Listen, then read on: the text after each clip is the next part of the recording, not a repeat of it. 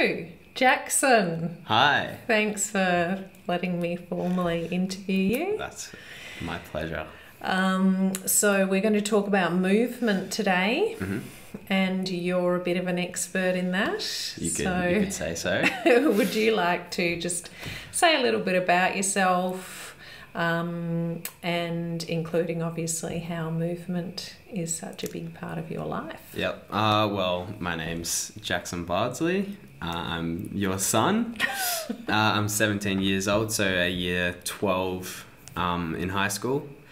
And movement, I guess, applies to my life as it's pretty much the biggest part of my life. I box, so competitively at a state and national level in Australia and Victoria.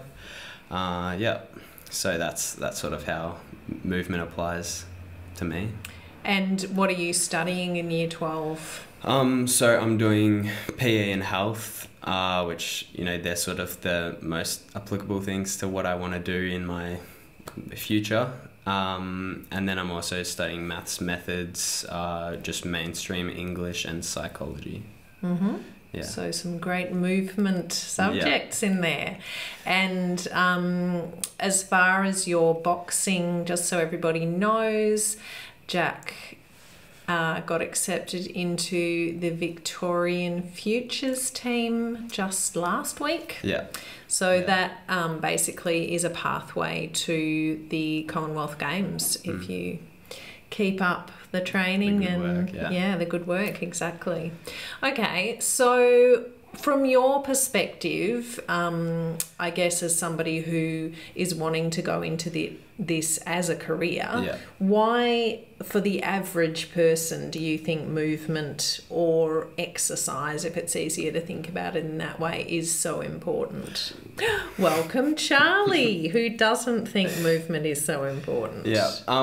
Well, I would say movement is so important, to obviously keep your body healthy, maintain a healthy weight and physical fitness and health, as well as I feel like some of the greatest benefits of movement, the mental health side of things, having an outlet for, any emotions and feelings you may have.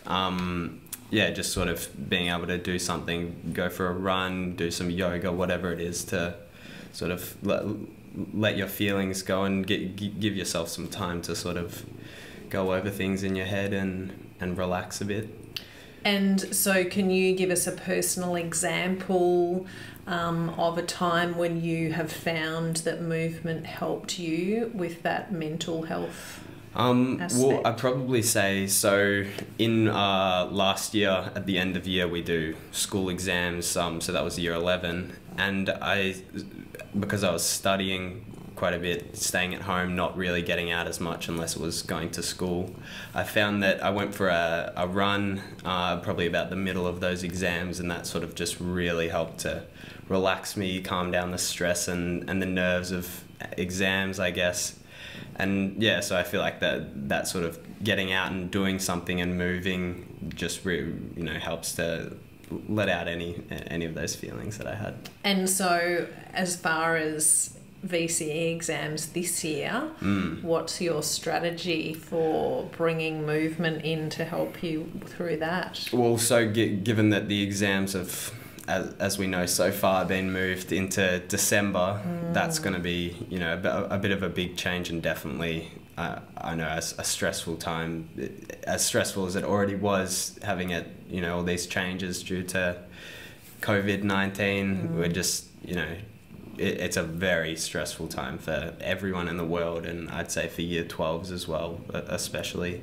It's the year that you don't want this kind of stuff to be going on. Yeah, but absolutely. Yeah, so I think being able to incorporate quite a lot of exercise when there's, some free time, an hour or so, just to dedicate that to doing something that isn't based on schoolwork, just, doing some movement and getting out of the house and out of your own headspace, I guess. And do you think that you'll prioritise that? Well, I guess, the priority will be school, but also I think that exercise and movement has to be important. Otherwise, you're gonna go pretty crazy. And it's one of those things where you feel like you are maybe giving something up, so you're feeling like you're giving up the study time, but in actual fact you're going to probably be more efficient and study more effectively if you take that, even if it's 20 minutes, 30 minutes, just a small break to stop. Because you sort of get to that point where you're just reading over the same thing 5 times and it hasn't been processed once. Yeah, absolutely. Okay, so from what your knowledge from the study that you do and also in your own life, what do you think the risks are? Because you mentioned, well, you need to exercise, you need to move to be healthy. So can you just maybe tease that out a bit more? What does that actually mean? What does movement do for the body? Well, so obviously when you move and exercise, you use more energy than you would sitting down, so you're burning more calories, being able to maintain, as I said, a healthy body weight, so that you're not eating and then not using that energy in some way, and your body's just storing that. And obviously it's been proven, as we see, a lot of society today is not moving as much as they should be, and we have an obesity epidemic or an obesity crisis throughout the whole world, with a large majority of people being overweight or obese.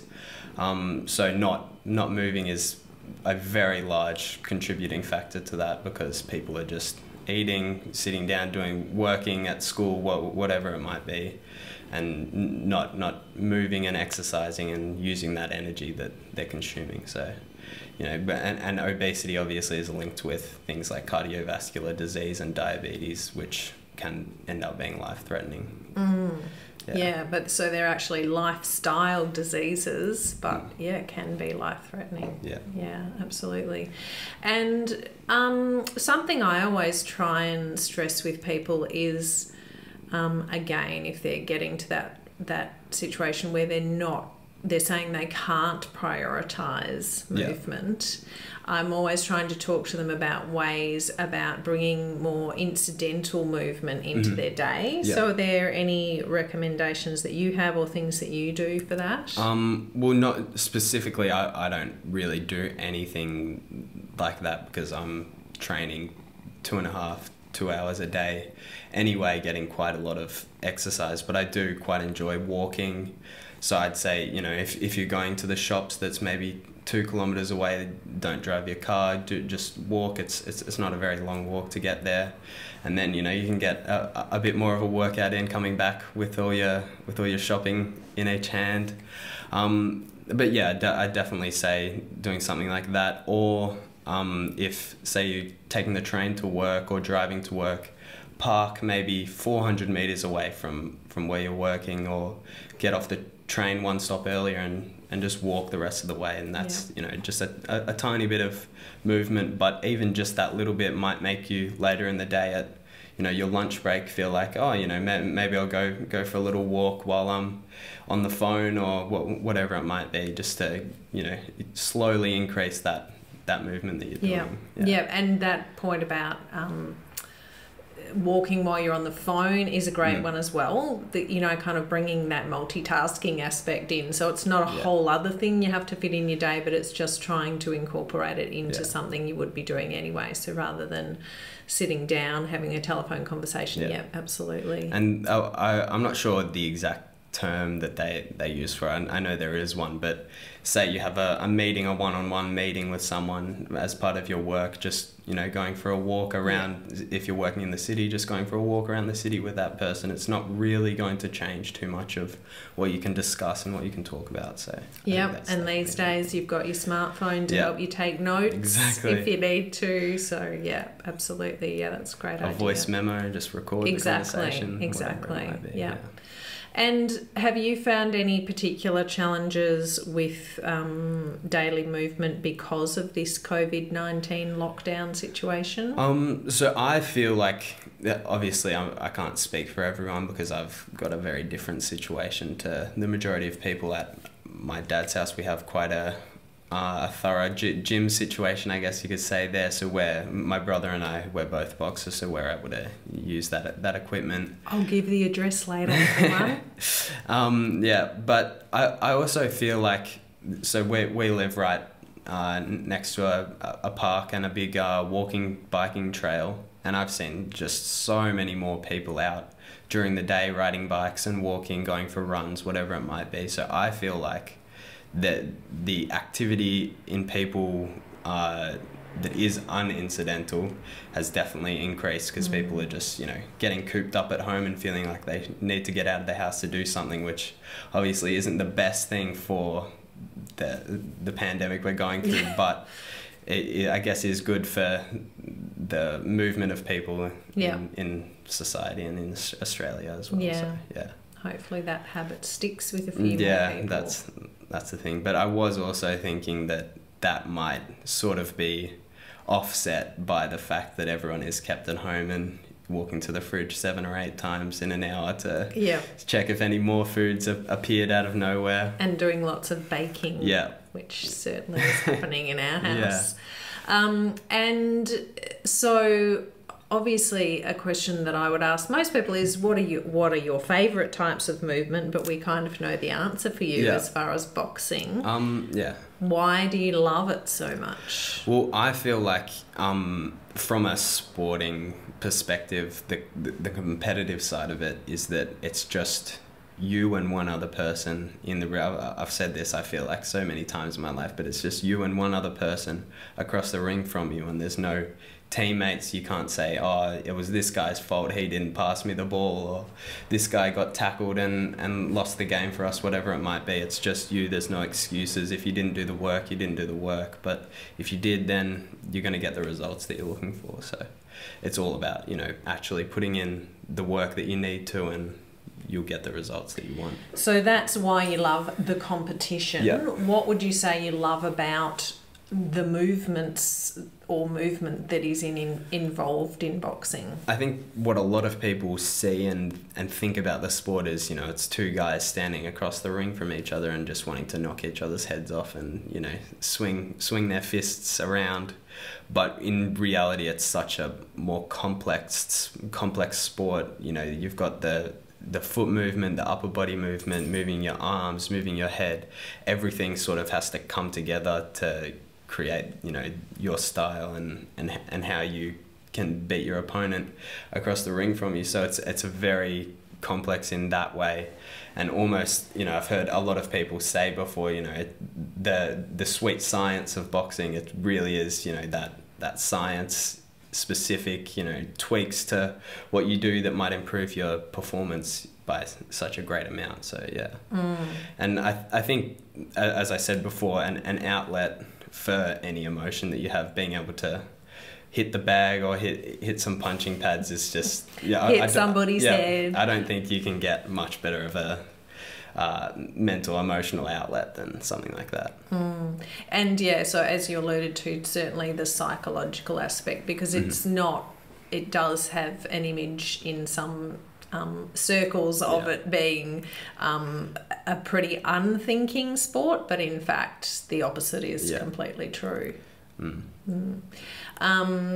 So are there, as far as the movements, all those components you mentioned about moving your body, your upper body, your feet, all that sort of stuff, is there any one of those that you would say is your favourite type of movement? I'd say probably the arm movement and the punching motion of that is like it's very simple but very, I guess, complex at the same time. It's very specific in how you can tweak certain things, certain movements in your arm or in your upper body, thinking about moving one part before the other so that you get sort of more of a snap in your punch, or whatever it might be, is, I feel like, a very interesting side of something like that there can be so much specific technique you need to do to perfect something like so simple as punching, that really in reality is quite a natural thing for humans to be doing. We've been fighting for thousands and thousands of years. No, I suppose you're right with that. And so what other sports did you do before you did boxing? So I did Taekwondo for 4 years and got my black belt in that, as well as I played soccer, indoor and outdoor soccer for quite a number of years on and off. And, again, that was that team aspect that I didn't really like as much as something like boxing and Taekwondo, where it's, one-on-one. And Yep. Yeah. Okay. So can you take us through your daily exercise regime?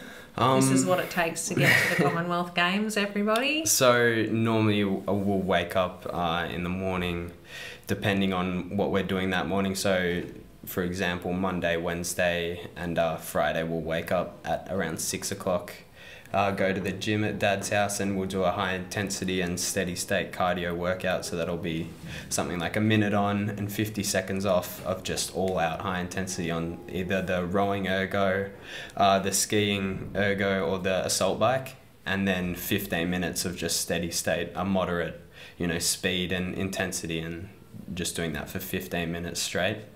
And then we also have like a training mask we'll use when we do that. So that's takes you to a higher altitude, basically to 4,000 feet. Mm-hmm. Yeah, so that's pretty fun. And then obviously being in school, we'll go to school after that. We'll have a shower and stop stinking up the place. Pretty important. Have breakfast and then go to school. At school we'll have 4 periods of school. Hopefully I'll get a free period during that day. And then we'll usually either go straight to the boxing gym or go home and then have something to eat and then go to the gym. And then at the gym we'll do probably an hour and a half to 2 hours of boxing training, sparring, hitting the bags, technique work, all that sort of stuff. So that's more obviously boxing focused, whereas in the morning it's conditioning and cardio. Mm-hmm. And then Tuesdays and Thursdays after boxing we'll go to another gym in Ormond, and we'll do some strength and conditioning work, so building up power and stuff in our muscles, and then come home and have dinner after that. And collapse. Yeah, pretty much. What is an assault bike? So it's like a regular bike, but it has handles, so you're moving your feet and your arms at the same time. It's very intense. Yeah, Mm-hmm. you should try it out. It's lots of fun. I don't think so. All right, so you're a good one too to ask, I think, about what your experience has been of the relationship between movement and sleep.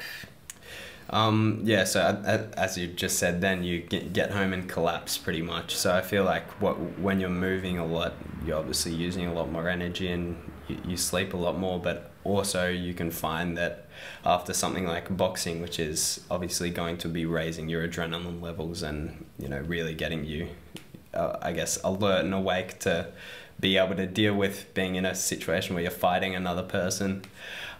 So that can, I feel like, keep me from falling asleep, but overall I'd say movement and exercise definitely would help with sleep, because you're using a lot more energy, and then when you need to recover your muscles from that exercise and movement, you need to sleep in order to do that. So you literally do, for your cells to repair. And so on your one day of the week, your off day, when you don't do any full-on training, do you notice a difference with your sleep? So on Saturday, which is the last day of the week that we'll be training, so Sunday is our day off, I'll normally do cryotherapy, which is like a negative 130 degree room that you go into for 3 minutes and freeze your body pretty much in order to induce a healing effect for your muscles and repairing that muscle fiber.